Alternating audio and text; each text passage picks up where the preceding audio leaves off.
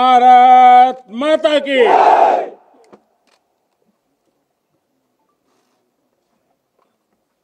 दिवाली का आज पावन त्योहार है और हर किसी का मन करता है कि दिवाली अपने परिवार के लोगों के बीच में मनाए। मेरा भी मन करता है कि मैं दिवाली मेरे परिवारजनों के बीच में मनाऊं और इसीलिए हर दिवाली मैं मेरे परिवारजनों के बीच मनाने के लिए आता हूं, क्योंकि आप मेरे परिवारजन हैं, मैं आपका परिवार का साथी हूं। तो मैं यहाँ प्रधानमंत्री के रूप में नहीं आया हूं, मैं आपके परिवार के एक सदस्य के रूप में आया हूं। आप सभी के बीच आना, जो भाव अपने परिवार के बीच जाकर के होता है, वही भाव मेरे मन में होता है। और जब से मैं इस संवैधानिक जिम्मेवारी को संभाल रहा हूं, आज उसको 20 साल से भी अधिक समय हो गया।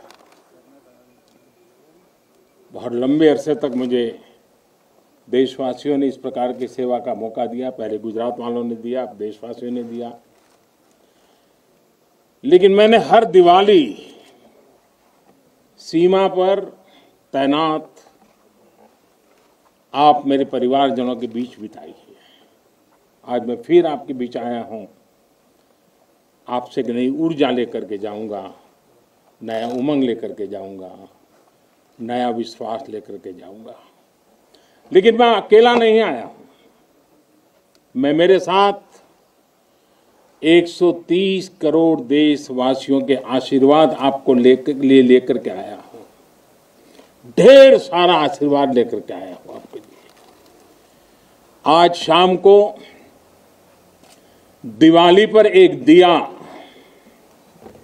आपकी वीरता को, आपके शौर्य को, आपके पराक्रम को, आपके त्याग और तपस्या के नाम पर, और जो लोग देश की रक्षा में जुटे हुए हैं, ऐसे आप सबके लिए हिंदुस्तान का हर नागरिक वो दिए की ज्योत के साथ आपको अनेक अनेक शुभकामनाएं भी देता रहेगा। और आज तो मुझे पक्का विश्वास है कि आप घर पर बात करेंगे, हो सका तो फोटो भी भेज देंगे, और मुझे पक्का विश्वास आप कहेंगे हाँ यार इस बार तो दिवाली कुछ और थी, कहेंगे ना। देखिए आप रिलैक्स हो जाइए, आप कोई आपको देखते नहीं है, आप चिंता मत कीजिए।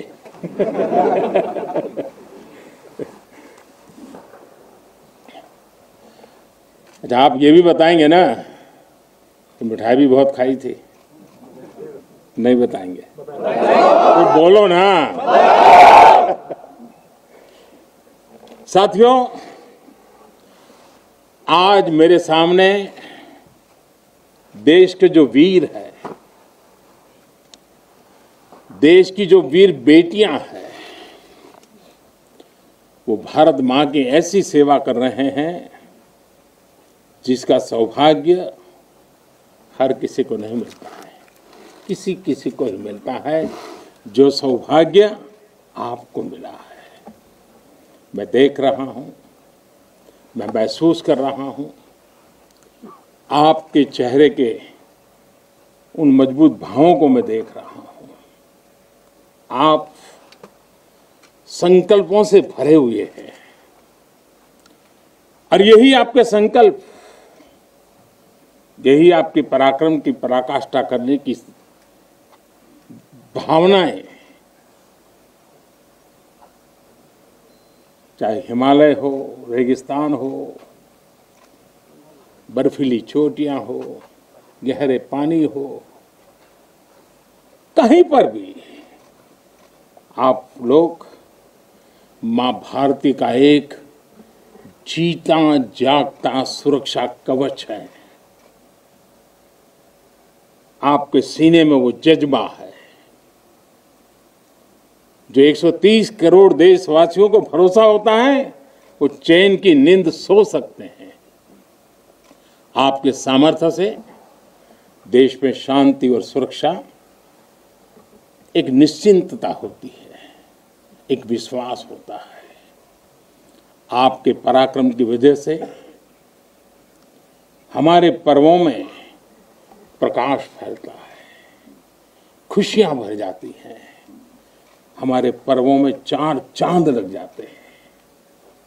अभी दीपावली के बाद गोवर्धन पूजा, फिर भैया दूज और छठ पर्व भी बिल्कुल गिनती के दिनों में सामने आ रहा है। आपके साथ ही मैं सभी देशवासियों को नौशेरा की इस वीर वसुंधरा से इन सभी पर्वों के लिए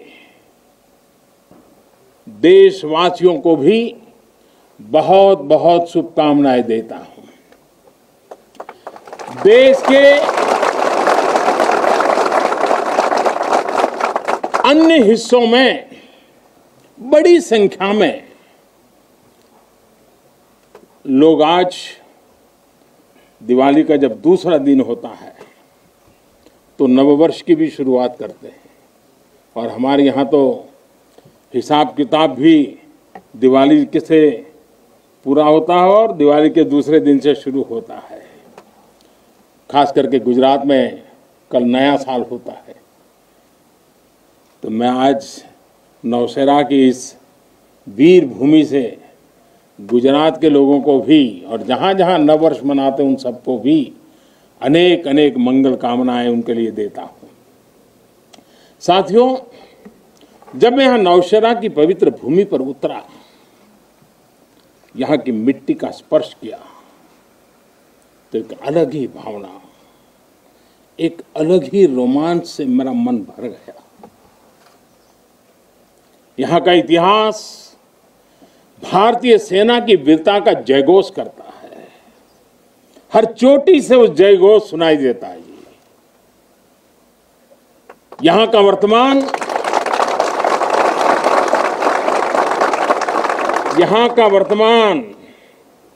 आप जैसे वीर जवानों की वीरता का जीता जागता उदाहरण है। वीरता का जिंदा सबूत मेरे सामने मौजूद है। नौशेरा ने हर युद्ध का, हर छद्म का, हर षड्यंत्र का माकूल जवाब देकर कश्मीर और श्रीनगर के प्रहरी का काम किया है। आजादी के तुरंत बाद ही दुश्मनों ने इस पर नजर घड़ा करके रखी हुई थी। नौशेरा पर हमला हुआ, दुश्मनों ने ऊंचाई पर बैठकर इस पर कब्जा जमाने की कोशिश की, और अभी जो मुझे पूरा वृत्त वीडियो समेत सारी चीजें मुझे देखना समझने का मौका मिला, और मुझे खुशी है कि नौशेरा के जाबाजों के शौर्य के सामने सारी साजिशें धरी की धरी रह गई। दोस्तों, भारत माता की, भारत माता की, भारत माता की। भारतीय सेना की ताकत क्या होती है, इसका एहसास दुश्मन को शुरुआत के दिनों में ही लग गया था जी। मैं नमन करता हूं नौशेरा के शेर ब्रिगेडियर मोहम्मद उस्मान को, नायक जदुनाथ सिंह जी को, जिन्होंने देश की रक्षा के लिए अपना सर्वोच्च बलिदान दिया। मैं प्रणाम करता हूं लेफ्टिनेंट आर राणे को, जिन्होंने भारतीय सेना की जीत का रास्ता प्रशस्त किया था। ऐसे कितने ही वीरों ने नौशेरा की इस धरती पर गर्व की गाथाएं लिखी, अपने रक्त से लिखी है, अपने पराक्रम से लिखी हैं, अपने पुरुषार्थ से लिखी हैं, देश के लिए जीने मरने के संकल्पों से लिखी है। अभी मुझे, ये मेरा सौभाग्य था कि दिवाली के इस पवित्र त्योहार पर मुझे आज दो ऐसे महापुरुषों के आशीर्वाद प्राप्त करने का सौभाग्य मेरा मेरे जीवन में एक प्रकार से अनमोल विरासत है। मुझे आशीर्वाद मिले श्री बलदेव सिंह और श्री बसंत सिंह जी, ये दोनों महापुरुष बाल्यकाल में मां भारती की रक्षा के लिए फौज के साथ कंधे से कंधा मिलाकर के साधनों के अभाव के बीच भी, और जब मैं आज सुन रहा था उनको, वही जज्बा था जी, वही मिजाज था, और वर्णन ऐसे कर रहे थे जैसे आज ही अभी से लड़ाई के मैदान से आए हैं, ऐसा वर्णन कर रहे थे। आजादी के बाद हुए युद्ध में ऐसे अनेकों स्थानीय किशोरों ने ब्रिगेडियर मोहम्मद उस्मान के मार्गदर्शन से बाल सैनिक की भूमिका निभाई थी। उन्होंने अपने जीवन की परवाह न करते हुए उतनी कम उम्र में देश की सेना के साथ कंधे से कंधा मिलाकर के काम किया था, सेना की मदद की थी। नौशेरा के शौर्य का इस सिलसिला तब से जो शुरू हुआ, न कभी रुका है न कभी झुका है। यही तो नौशेरा है।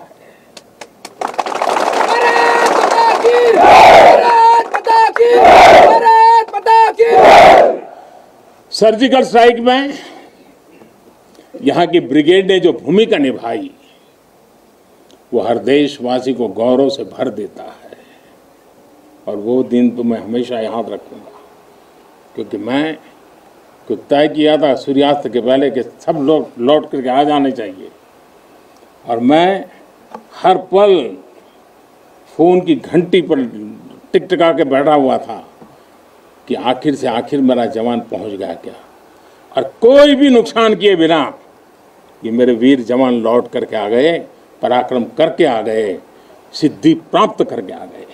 भारत माता की जय, भारत माता की जय, भारत माता की जय। सर्जिकल स्ट्राइक के बाद यहां अशांति फैलाने के अनगिनत कुत्सित प्रयास हुए, आज भी होते हैं, लेकिन हर बार आतंकवाद को मुंह तोड़ जवाब मिलता है। असत्य और अन्याय के खिलाफ इस धरती में एक स्वाभाविक प्रेरणा है, माना जाता है, और मैं मानता हूं ये अपने आप में बड़ी प्रेरणा है। ऐसा माना जाता है कि पांडवों ने भी अज्ञातवास के दौरान अपना कुछ समय इसी क्षेत्र में व्यतीत किया था।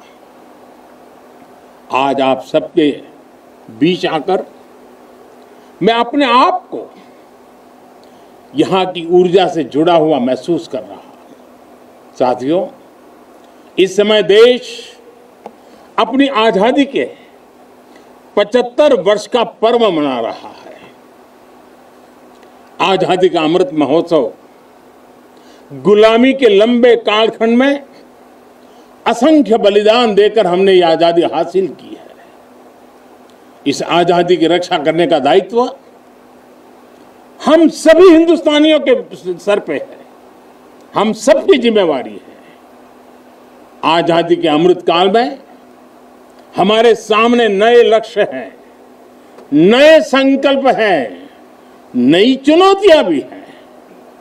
ऐसे महत्वपूर्ण कालखंड में आज का भारत अपनी शक्तियों को लेकर भी सजग है और अपने संसाधनों को लेकर भी। दुर्भाग्य से पहले हमारे देश में सेना से जुड़े संसाधनों के लिए ये मान लिया गया था कि हमें जो कुछ भी मिलेगा विदेशों से ही मिलेगा। हमें टेक्नोलॉजी के मामले में झुकना पड़ता था, ज्यादा पैसे खर्च करने पड़ते थे, नए हथियार नए उपकरण खरीदने होते थे तो प्रक्रिया सालों साल चलती रहती थी। यानी एक अफसर फाइल शुरू करें, वो रिटायर हो जाए, तब तक भी चीज नहीं पहुंचती थी। ऐसा ही कालखंड था। नतीजा ये कि जरूरत के समय हथियार फिर आपाधापी में खरीदे जाते थे।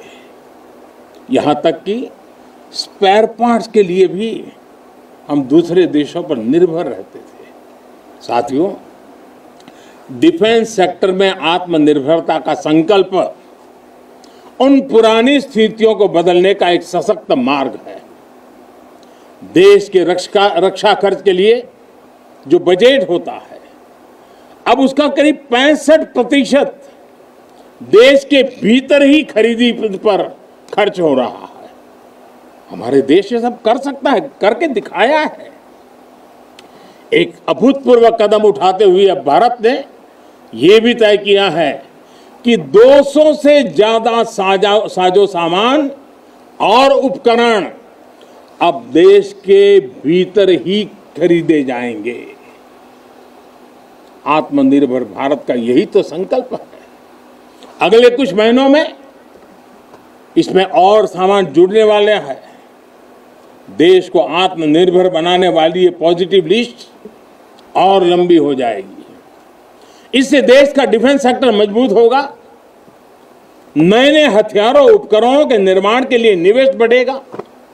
साथियों, आज हमारे देश के भीतर अर्जुन टैंक बन रहे हैं, तेजस जैसे अत्याधुनिक लाइट कॉम्पैक्ट एयरक्राफ्ट बन रहे हैं।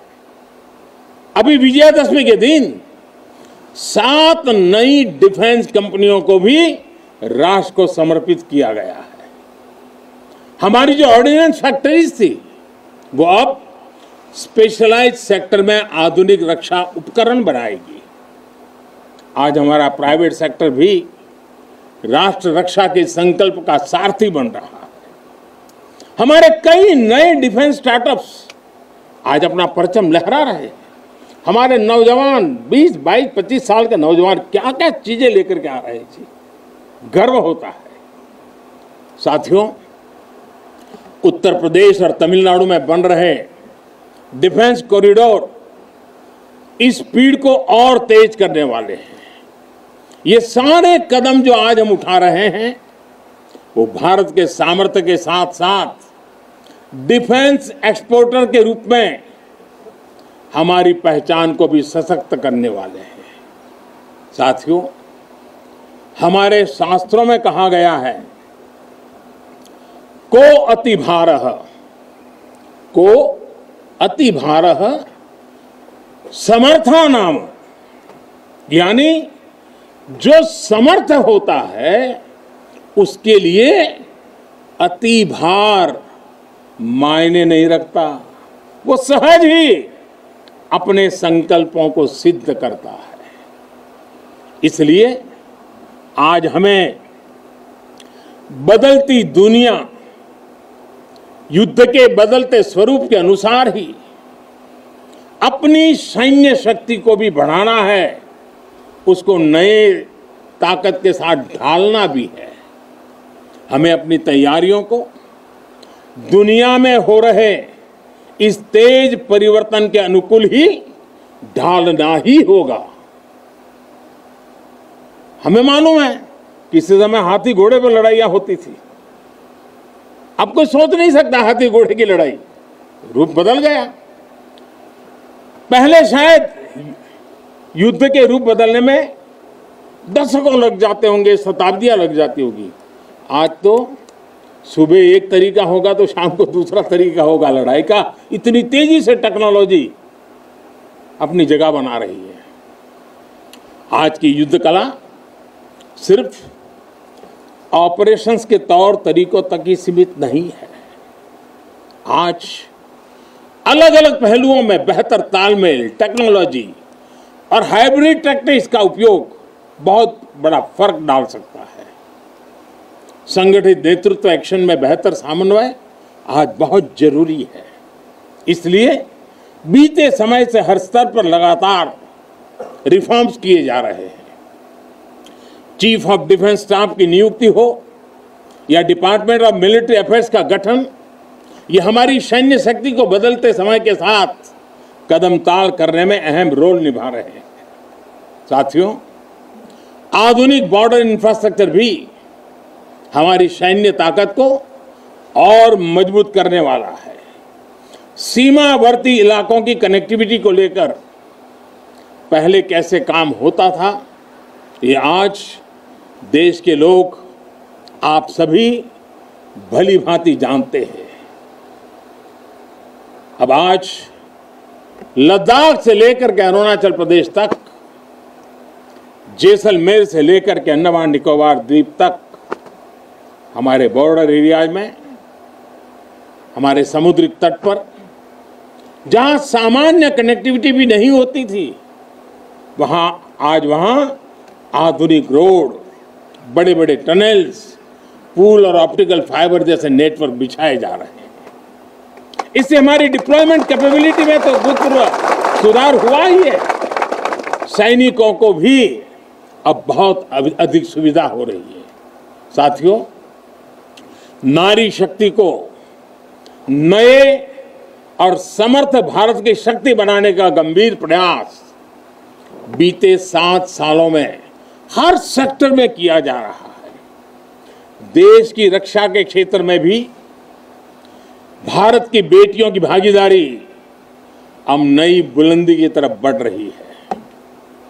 नेवी और एयरफोर्स में अग्रिम मोर्चों पर तैनाती के बाद अब आर्मी में भी महिलाओं की भूमिका का विस्तार हो रहा है।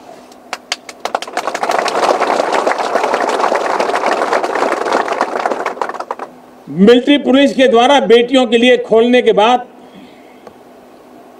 अब महिला अफसरों को परमानेंट कमीशन देना इसी भागीदारी के विस्तार का ही हिस्सा है। अब बेटियों के लिए नेशनल डिफेंस एकेडमी, राष्ट्रीय मिलिट्री स्कूल और राष्ट्रीय इंडियन मिलिट्री कॉलेज जैसे देश के प्रीमियर मिलिट्री संस्थानों के दरवाजे खोले जा रहे हैं। इसी वर्ष 15 अगस्त को मैंने लाल किले से यह भी घोषणा की थी कि अब देश भर के सभी सैनिक स्कूलों में बेटियों को भी पढ़ाई का अवसर मिलेगा। इस पर भी तेजी से काम शुरू हो गया है। साथियों, मुझे आप जैसे देश के रक्षकों की वर्दी में केवल अथाह सामर्थ्य के ही दर्शन नहीं होते। मैं जब आपको देखता हूं तो मुझे दर्शन होते हैं अटल सेवा भाव के, अडिग संकल्प शक्ति के और अतुलनीय संवेदनशीलता के। इसलिए भारत की सेना दुनिया की किसी भी दूसरी सेना से अलग है। उसकी एक अलग पहचान है। आप विश्व की शीर्ष सेनाओं की तरफ एक प्रोफेशनल फोर्स तो है ही, लेकिन आपके मानवीय मूल्य, आपके भारतीय संस्कार आपको औरों से अलग एक असाधारण व्यक्तित्व के धनी बनाते हैं। आपके लिए सेना में आना एक नौकरी नहीं है। पहली तारीख को तनख्वाह आएगा इसके लिए नहीं आए हैं आप लोग। आपके लिए सेना में आना एक साधना है, साधना। जैसे कभी ऋषि मुनि साधना करते थे ना, मैं आपके हर एक के भीतर वो साधक का रूप देख रहा हूं। और आप मां भारती की साधना कर रहे हैं। आप जीवन को उस ऊंचाई पर ले जा रहे हैं कि जिसमें 130 करोड़ देशवासियों की जिंदगी जैसे आपके भीतर समाहित हो जाती है। ये साधना का मार्ग है। और हम तो भगवान राम में अपने सर्वोच्च आदर्श खोजने वाले लोग हैं। लंका विजय करने के बाद भगवान राम जब अयोध्या लौटे थे तो यही उद्घोष करके लौटे थे, अपि स्वर्णमयी लंका न मे लक्ष्मण रोचते, जननी जन्मभूमिश्च स्वर्गादपि गरीयसी। यानी सोने और समृद्धि से भरपूर लंका को हमने जीता जरूर है, लेकिन हमारी ये लड़ाई हमारे सिद्धांत और मानवता की रक्षा के लिए थी। हमारे लिए तो हमारी जन्मभूमि है, हमारी है। हमें वहीं लौटकर उसी के लिए जीना है। भारत माता की भारत माता की भारत माता की। और इसलिए जब प्रभु राम लौटकर आए तो पूरी अयोध्या ने उनका स्वागत एक मां के रूप में किया। अयोध्या के हर नर नारी ने, यहां तक कि पूरे भारतवर्ष ने दिवाली का आयोजन कर दिया। यही भाव हमें औरों से अलग बनाता है।